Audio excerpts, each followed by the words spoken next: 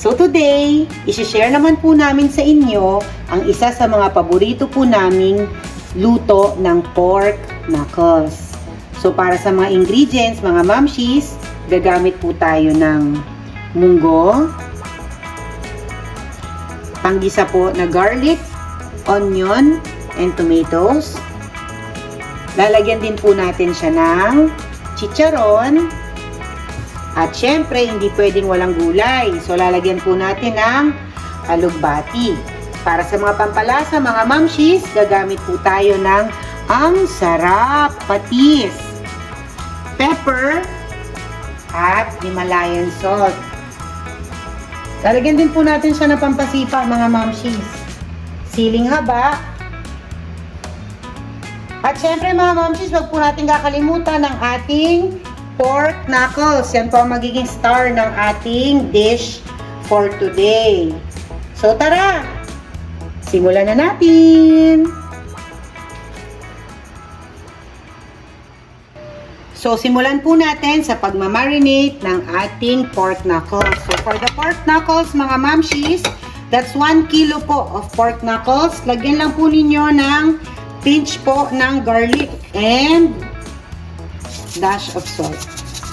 That's how you marinate your pork knuckles for at least 15 minutes, mga mamshis, bago po natin siya palambutin. So after marinating for 15 minutes, mga mamshis, pwede na po natin siya lagyan ng tubig para po palambutin. So just put enough water, mga mamshis, na para po malaga po natin ang ating knuckles. Siyempre, wag po natin kalimutang takpan. So, habang pinalalambot po natin, mga mamshis, ang ating pork knuckles, simulan na rin po nating lagain ang ating munggo. So, for the munggo, mga mamshis, this is 250 grams of fresh munggo.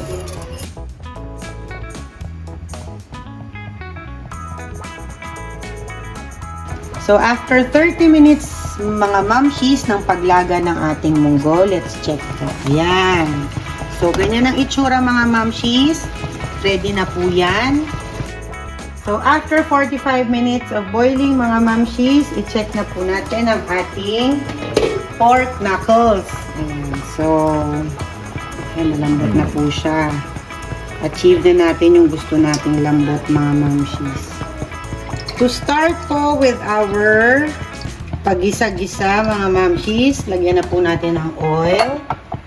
Let's start with our 1 piece of sliced onion. Then our garlic po. For the garlic, mga mamshis, this is 1 bulb po of mixed garlic. We may add na po our tomatoes. For the tomatoes, mga mamshis, this is 2 pieces po of big tomatoes. Then, isasama na rin po natin sa pagsaute ang ating pork knuckles. For the pork knuckles, mga mamshis, this is 1 kilo po.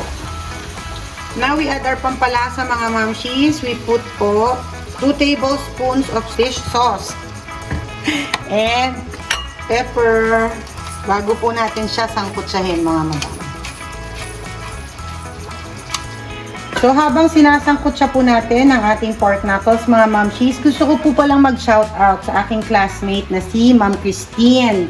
Ma'am Christine, salamat po for subscribing. Ayan. And syempre po, sa aking subscriber na po na si eLearning 4K. Ayan. eLearning 4K, mamshi. Sana nga matikman mo ang aking mga luto, madam. Salamat sa iyong suporta. After po natin siya masangkot siya, mga mamshis, pwede na po nating takpan and let it simmer for 3 minutes.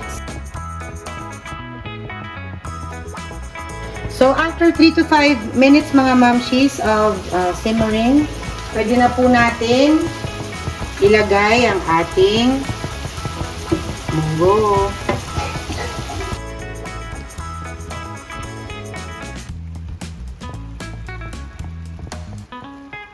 So, after we put the munggo, mga mamshis, we may transfer na po doon po sa mas malalim na sauce pot. Bakit po ita-transfer? Mga mamshis, ano po kasi to, non-stick po ang ating gamit. So, para wala pong burnt or masusunog gagamit po tayo ng non-stick sa ating halo ng mga ingredients kanina. Tapos, we may add na po our remaining stock. Siguro mga mamshis, mga 2 cups lang po ang idagdag natin.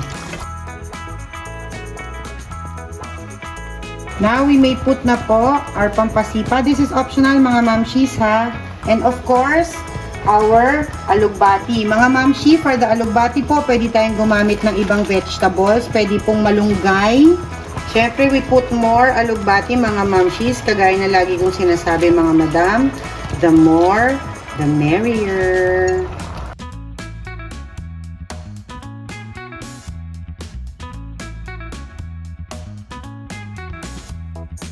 And to top it all mga mamshis, lalagay na po natin ang ating pachicharon.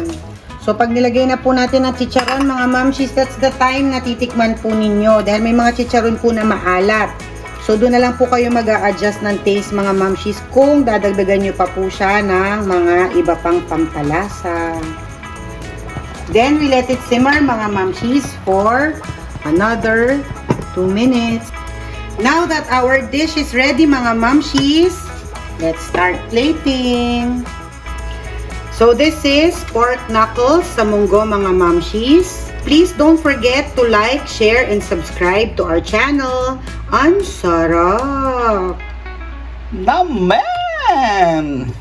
Thank you for watching!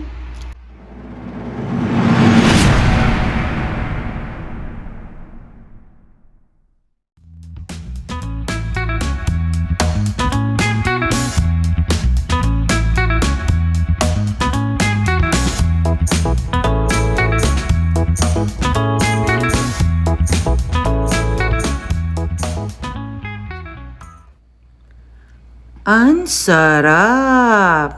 Naman!